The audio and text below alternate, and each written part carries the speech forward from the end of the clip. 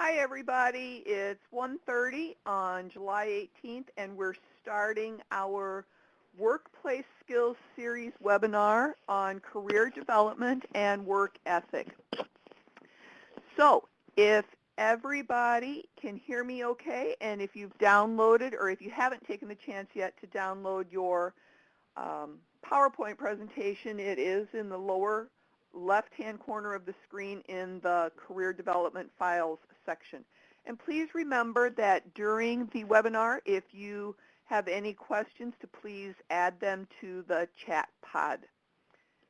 And we will be getting started right now. My name is Dee Reinhardt. I am your guide this afternoon. I am with Time to Market, and helping me is the wonderful team of ladies at Illinois WorkNet, Natasha Telger, Chelsea Jones, and Lacey Pollock. And I really appreciate all of their assistance to make sure that all of these webinars go so extra smooth. Today we're going to be talking about career development, what you can do to develop your career, and what work ethic really means. And you can find all of these skills on Illinois WorkNet, and Chelsea will add that to the chat pod for me. And if you missed this morning's session on leadership and teamwork, the YouTube video and the documents in chat will all be added to the website today. So career development, what I would like to do right now is I'm going to read you a scenario, and we're going to pull these chat pod questions out for you. And as I get done reading the scenario, I would like for you to answer these questions. Beth has started a new job. She knows how to use a computer, but her employer is asking her to use a program that she really doesn't know right now. Her supervisor knows some of these skills are new to Beth and does not want her to get discouraged. How can Beth and her supervisor work together to get the tasks complete? And you can answer more than one answer.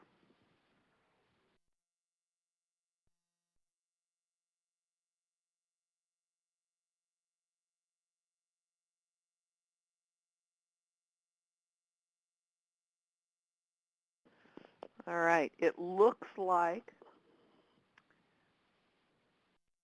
we've got some answers going on. And I really, really, really like that nobody picked number one on the first question. It doesn't pay to mope around. All right, we're going to give you a couple more seconds to answer. 5, 4, 3, 2, 1.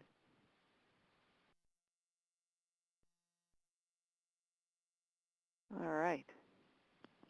All right. So what you really need to figure out is, can your current skill set impact an employer? Do you have a willingness to learn? Are you willing to try new things? Are you adaptable? Will you build your skill set to be prepared for a job in the future? What are the additional skills you have gained through volunteer activities? Those are all things that you need to use to demonstrate what's going on. I remember myself when social media first came onto the scene, I was like, oh, brain candy, something new to learn that I could really wrap my hands around. And today, I'm a social media strategist helping small business and solopreneurs make sure that they're using social media properly. And if I wouldn't have taken that step to learn, I wouldn't be doing what I'm doing today. So some of the things that you need to do to make sure that you can show your superiors that you have a willingness to learn is to demonstrate an interest in learning. You want to demonstrate an interest in personal learning and development. You want to seek feedback from multiple sources about how to improve and develop and modify your behavior based on feedback or self-analysis of your past mistakes. You want to participate in training. You want to take steps to develop and maintain knowledge, new skills, and new expertise that's necessary for you to achieve positive results. You want to participate fully in relevant training programs and actively pursue other opportunities to develop knowledge and skills. You want to anticipate changes in work. What's going to be happening for work demands and searches, and participate in assignments or training that help you address these changing demands. You treat unexpected circumstances as opportunities to learn. How can you identify your career interests? You take charge of personal career development by identifying occupational interests, strengths, options, and opportunities. You make insightful career planning decisions based on integration and consideration of others' feedback, and you seek out additional training to pursue career goals. So when I worked for my previous employer, I attended as many training classes as they would allow me to do. I kept a log of all of those seminars, conferences, and trainings. And if there were certificates issued, I copied them for inclusion in my HR file. One of the reasons, like I said earlier, that I do what I do today is because I embraced social media when it came onto the forefront of marketing tactics.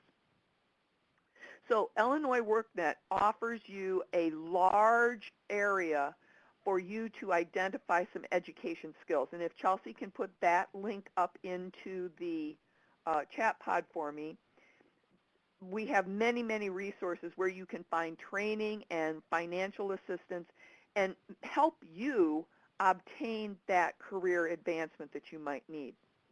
And if you're undecided about where you want to go with your career or even potentially change career paths, you can enlist the assistance of a career survey tool that we have on Illinois WorkNet as well.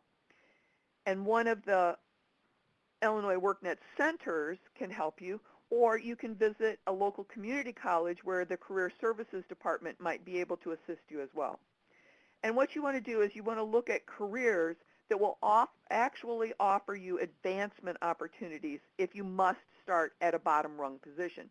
So what I want to do now is I want to pop up this poll, and I want you to take a look and tell me which ones of these careers actually offer you some advancement opportunities.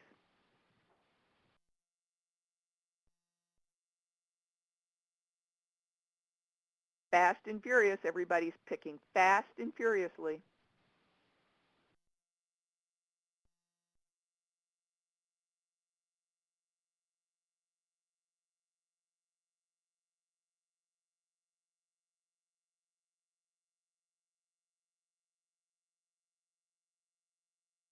All right. It looks like we're doing pretty well here. It looks like 100% of the people that answered think that teachers offer advancement opportunities, and that's very true. But all of these positions actually offer you the opportunity to advance in your career. If you are currently a bank teller, you can learn about mortgages. You can learn about all of the different aspects of the bank so that you can actually progress up to becoming a vice president of an organization.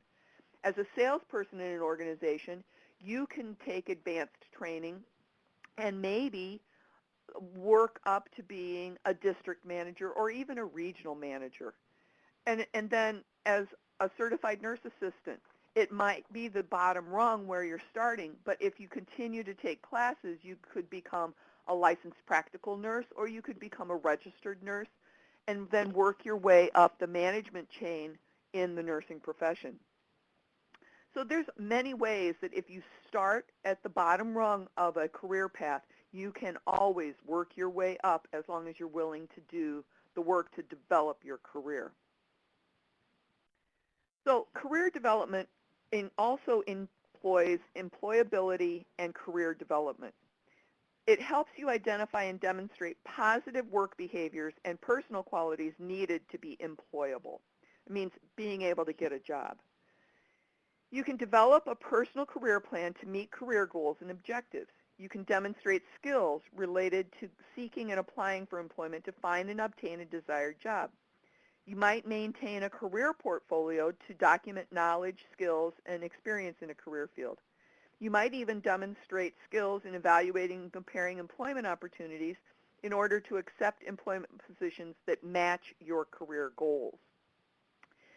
You can identify and exhibit traits for retraining employment opportunities to maintain employment once secured.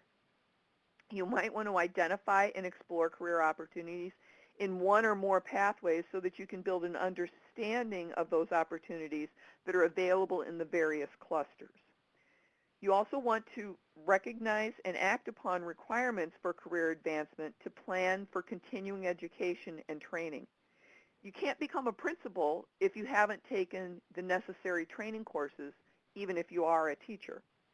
You want to continue your professional development to keep current on relevant trends and information within your industry. Many organizations require you to take continuing education courses so that you can maintain your license and certification or your credentials that are required at a national, state, or local level. And you might also want to examine entrepreneurship opportunities as an option in your career planning. Illinois workNet has an entire quadrant devoted to job search and career planning and development. And if you're not already using these tools on Illinois workNet, you should begin by signing up for a workNet account. If you're watching this webinar because of a news item that you received through your account, I'm preaching to the choir. Now, if Illinois workNet doesn't offer enough resources for you, one of our other favorite tools to suggest to people is the Goodwill Foundation learnfree.org, and they have a whole section on career planning. They offer you all kinds of courses to help you beef up your skills, including various software applications and different job search tools. In a Mind Tools article, there's the option about the entrepreneurial opportunities. And having an entrepreneurial spirit is going to help you achieve a positive career path. When you think like an entrepreneur, you are creative. You keep going on in the face of hardship, and you have social skills to build great teams. You don't need to start a business to be an entrepreneur, but you need to think like one to make it to the upper echelons of corporate structures. The top 10 tips that we found on another website on allbusiness.com for advancing your career include: talk to your boss. Sit down and have a very direct and pointed conversation with your boss about your future with the company. Stress that you want your job performance to meet the company's goals, and then share your personal career goals. Your boss will respect this display of confidence and maturity. Ask for more work. Volunteering to help out in other departments or on other teams, or simply just ask for more responsibilities. Increase your value within the organization, and ask for additional work. Asking for additional work shows that you have an interest or desire to help your department and company succeed. It also puts a spotlight on your value to the business. Another way is to volunteer for boards. If you have your career set on something beyond what you are doing in your present position, seek out opportunities to volunteer or serve on advisory boards or community service boards, where you can build a reputation as someone who is passionate and dedicated to your particular target industry. Sharpen your people skills. If you have strong interpersonal skills, they will play a crucial role in gaining the respect of your boss and coworkers. They will also attract the notice of outside influencers who might open new doors of opportunity for you. Be friendly, outgoing, be personable. Listen carefully to people, and practice being a clear and effective communicator. Be innovative. Never be afraid to think outside of the box and put your business acumen to work. Stay on the lookout for creative solutions to problems that will make you and your boss look good. Find a mentor. Develop mentoring relationships either inside or outside of your company.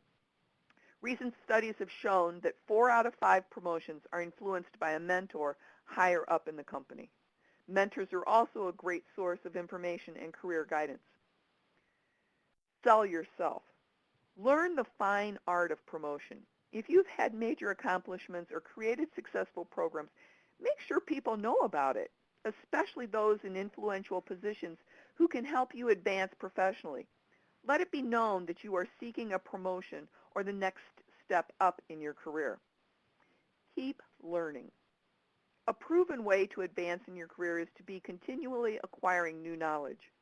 Stay on top of trends or developments in your field and make sure that your current resume reflects those needed skills. Expand your network. Strengthen your personal network by joining professional organizations, attend industry conferences, or even volunteer. The more people who are aware of your strengths and abilities, that's the better your chances are of hearing about any new opportunities that might arise. And build your reputation. In business, your reputation is the most valuable thing you own. Be known for being dependable, professional, and cooperative. Act and look the part by dressing professionally. Make a name for yourself by attending conferences, delivering speeches, or writing articles. It seems to me that those last 5 steps work beautifully in sync with LinkedIn. So if you don't have a LinkedIn profile right now, work on that. All right, our next step in a career development brings along another polling question. All right, I'm going to read this scenario, and I would like for you to answer this. Oh, and we've got some answers already up on the board without me even reading it. Bob works in a growing company in the financial services field as a customer support analyst. He feels like he is ready to move into a management position. He approaches his supervisor about promotion opportunities in the company. What does Bob need to do to prepare to talk to his supervisor? What can his supervisor do to encourage Bob and help him develop skills needed to get a promotion? You can make more than one answer.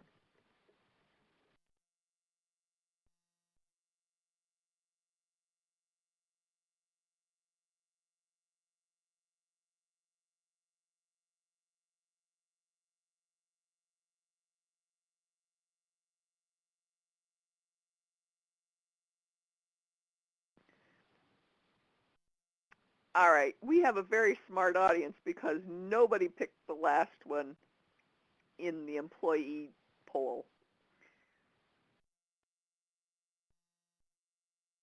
All right, we're going to give it 5 more seconds. 5, 4, 3, 2, 1. Thank you for your answers, everybody. Great leaders are individuals who are passionate about and confident in the work they do. They inspire others to be so in the process. Leaders get to a goal through ensuring their team is the best that they can be. As a great manager, how many progeny do you have? Have you trained your successor? In so doing, they may need to employ some of the following. Encourage self-assessment. That means that you help employees identify skill deficiencies. You develop mechanisms that elicit feedback from multiple perspectives. And you encourage employees to solicit feedback from others about their strengths and weaknesses. Mentors employees by giving, you mentor employees by giving specific constructive feedback on how performance can be improved. You enhance the skills on the job. By doing this, you provide opportunities for skill development on the job. You plan for and seek out developmental opportunities and stretch assignments that simultaneously develop employees and help the organization reach its goals. When appropriate, you give employees opportunities to mentor more junior employees. You also promote training, which means that you encourage employees to attend relevant training and workshops to broaden their skills. You explain why training is relevant to employees' careers, and you work with employees to identify training goals. You also support that learning so that you provide support and encouragement during the learning process. You express confidence that employees will be able to learn a new product or skill. You also prepare for the future. You anticipate future changes in work due to changing economic or political climates, and you provide employees with developmental opportunities that will prepare them for these changes. And you also identify career issues by providing career advice and helping employees identify career problems, including lack of advancement or interpersonal conflicts and burnout. You can help employees identify career paths and promotion opportunities in the organization as well. Do you, raise your hand, do you have a mentor or are you a mentor to someone? Click the little box at the top with the little man. One person has a mentor or they are a mentoree. All right. Mentoring is a great way to progress a person's professional and personal development and help create a more productive organization. It can also be very rewarding for the mentor and the mentee. Treat the mentoring relationship with the respect that it deserves. Focus the relationship on the mentee's needs and use the powerful skills of smart questioning, active listening, and value-added feedback to achieve the best outcomes for your mentoring. To keep the mentoring relationship on track, set regular mentor meetings. Be honest and open, and don't look for quick fixes. Mentoring is a long-term commitment. So how do you ensure that your employees feel satisfied with their job? Job enrichment is a fundamental part of attracting, motivating, and retraining talented people, particularly where work is repetitive or boring. To do it well, you need a great match between the way your jobs are designed and the skills and interests of the employees working for you. When your work assignments reflect a good level of skill variety, task identity, task significance, autonomy, and feedback, members of the team are more likely to be more content and much less stressed. Enriched jobs lead to more satisfied and motivated workers. Your responsibility is to figure out which combination of enrichment options will lead to increased performance and productivity.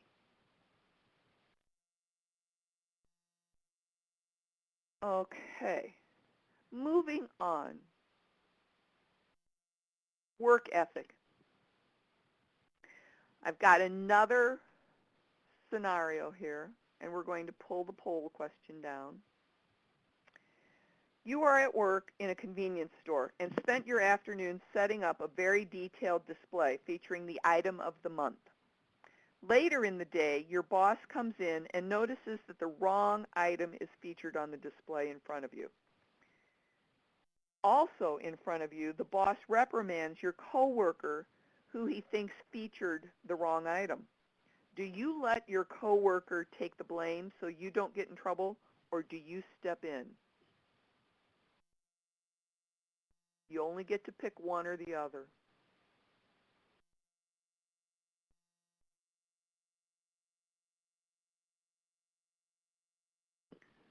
All right, we're going to give it 5, 4, 3, 2, 1. All right, I'm going to read you the answer. Don't wait. Speak up and say that it was you who set up the wrong display. This shows that you can take responsibility for your own actions. It also shows that you know how to act ethically, even when faced with negative consequences. Show that you have integrity because you are being honest instead of taking the easy way out. You can learn from this mistake. In the future, make sure that you double check if you need more information to complete a task. It was good to take initiative, but if you are not sure of the requirements for completing the task, get all of the information before you begin. Part of having good work ethics is being timely, showing up for your obligations, being engaged, acting as part of the team, having a sense of humility, being honest and respectful, taking responsibility, and providing a good service level to internal as well as external customers. Having a good work ethic is how you do what you do. Margaret Thatcher said, "Plan your work for today and every day, then work your plan." And Tiger Woods said, "People don't understand that when I grew up, I was never the most talented. I was never the biggest. I was never the fastest. I certainly was never the strongest. The only thing I had was my work ethic, and that's what has gotten me this far." Behaving ethically means that you abide by a strict code of ethics and behavior. You choose an ethical course of action, and you do the right thing, even in the face of opposition. You encourage others to behave accordingly. Acting fairly means that you treat others with honesty, fairness, and respect. You make decisions that are objective and reflect the just treatment of others. When you take responsibility, you take that for accomplishing work goals within accepted timeframes. You accept responsibility for your decisions and your actions, and for those of your group, team, or department. You attempt to learn from your mistakes. You assume responsibility for your own actions and your own decisions. And you complete assignments, and you're concerned with the quality of your work and that of your peers. You work toward a high standard of performance, and you exhibit responsibilities such as going to work as assigned and adhering to policies. Some organizations even have a code of ethics that you are required to sign. It could include not taking payment in exchange for granting a contract, not taking gifts of more than X dollars so that you aren't giving one person business over another. Another example is that your organization just created a new formula or design. The information is being kept confidential to give your organization a commercial advantage over your competitor. Could you be in trouble if you shared any of that information, say, on Facebook to post to your personal connections? Raise your hand if you think so.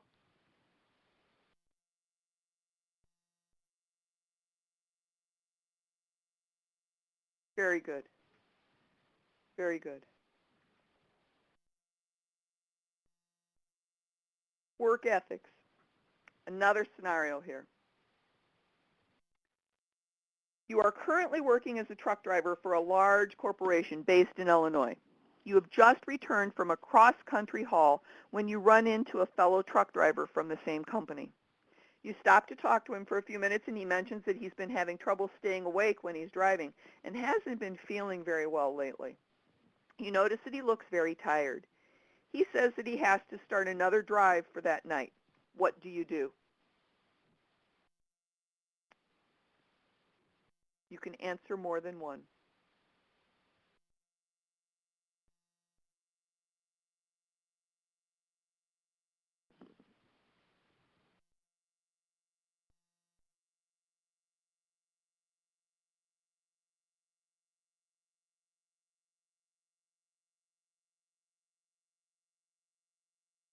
All right, we've got some checking going on.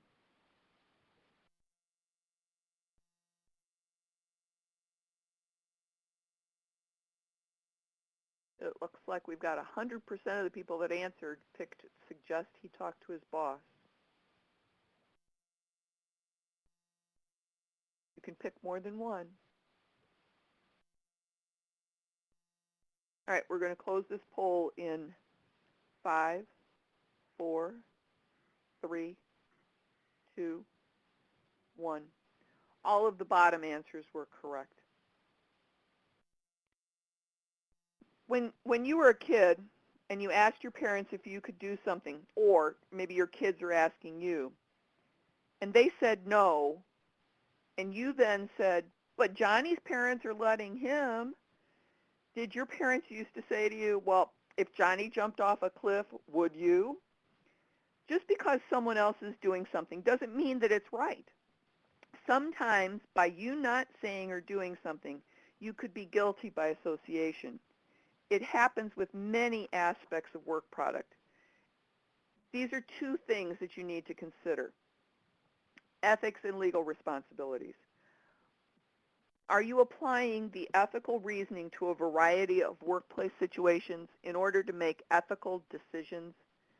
Do you interpret and explain written organizational policies and procedures to help employees perform their jobs according to the employer rules and regulations? There's an organization that put out a work ethic quiz that you can take, and if if Chelsea can put that into the chat pod, I'd appreciate it. But it allows you to take an inventory of work ethics for your occupation. I actually took that survey, and I scored above average for women in all three of the categories, which were interpersonal skills, initiative, and being dependable. So you can go to that link and take the inventory and figure out how you fare against the other people of your gender.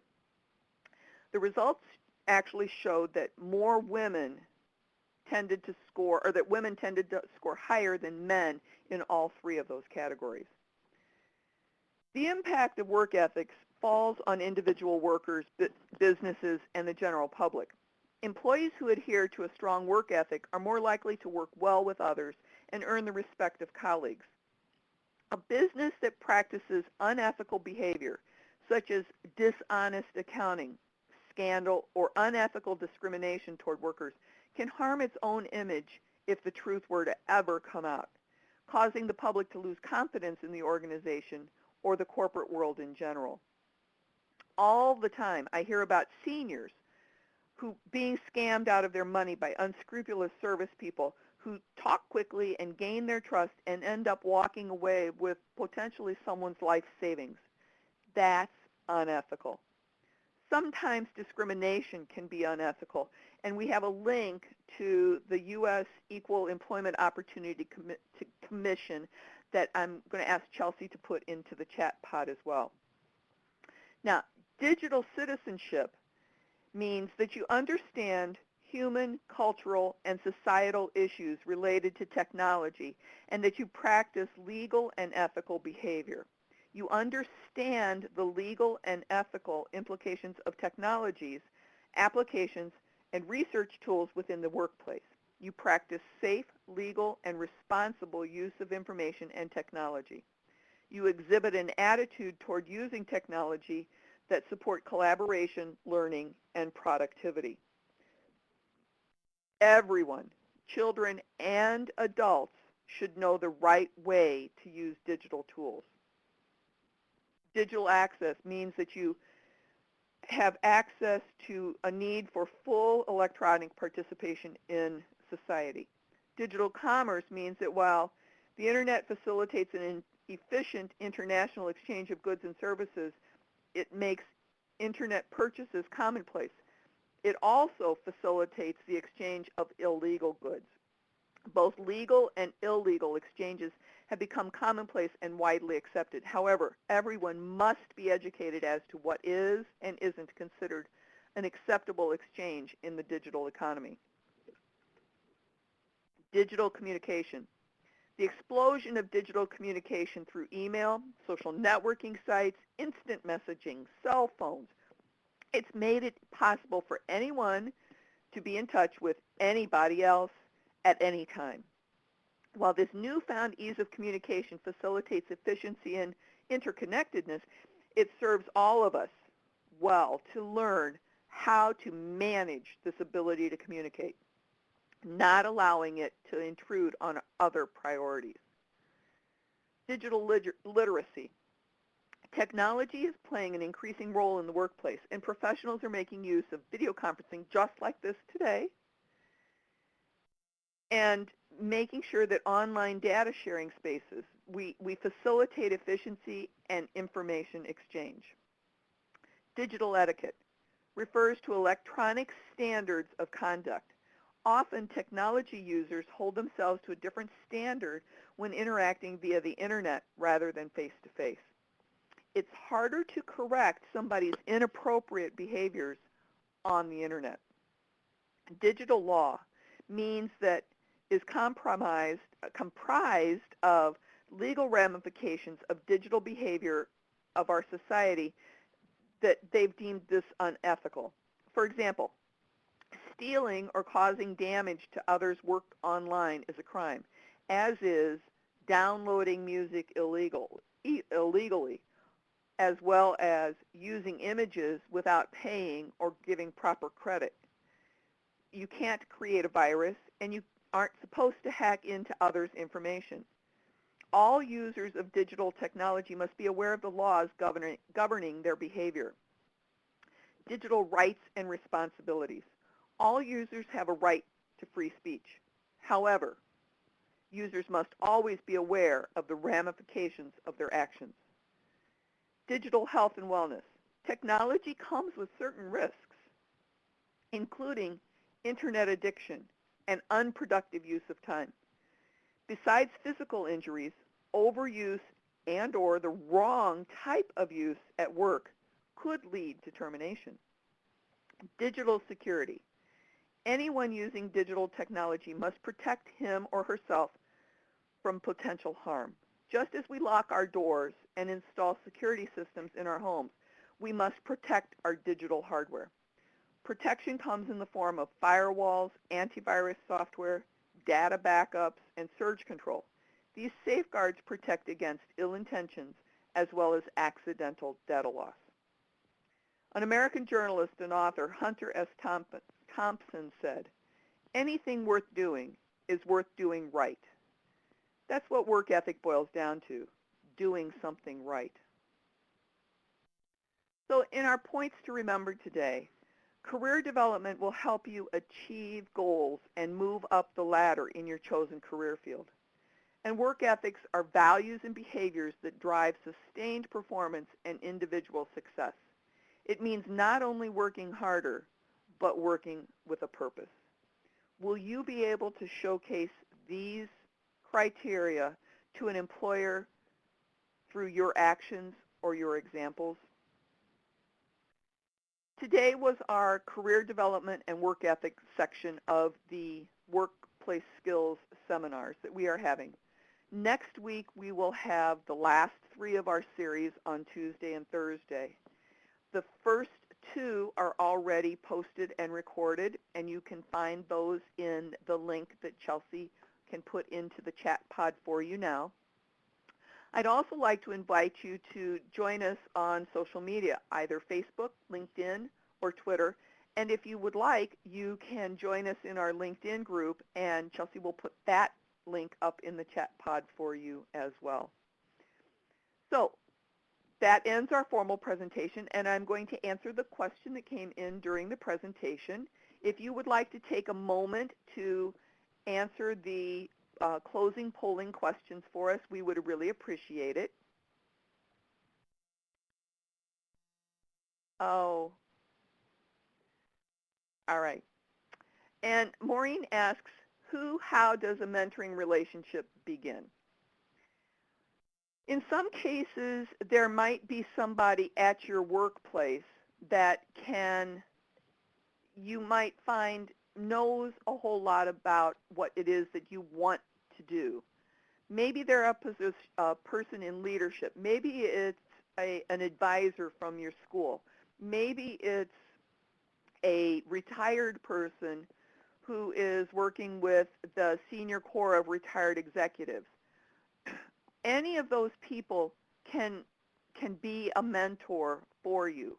Or if you are a senior member in your organization and you see a new person coming in, you can ask them if they would like to start a mentoring relationship. It's very simple. You just have to ask.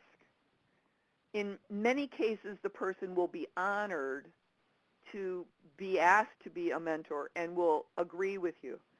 But I would go online and make sure that you do some research about how that mentor-mentoree relationship should work, so that you're making sure that everybody is working effectively in that mentor relationship. All right, so if you have any other questions, we'll be happy to answer them for you. If not, we will be closing the webinar, and we We'll leave it open for a little while so that you can click on the links if you would like. If, if everybody is good, I appreciate your time today, and thank you for joining us in our Workplace Skills webinar. Have a great afternoon, and we'll see you next week. Bye-bye.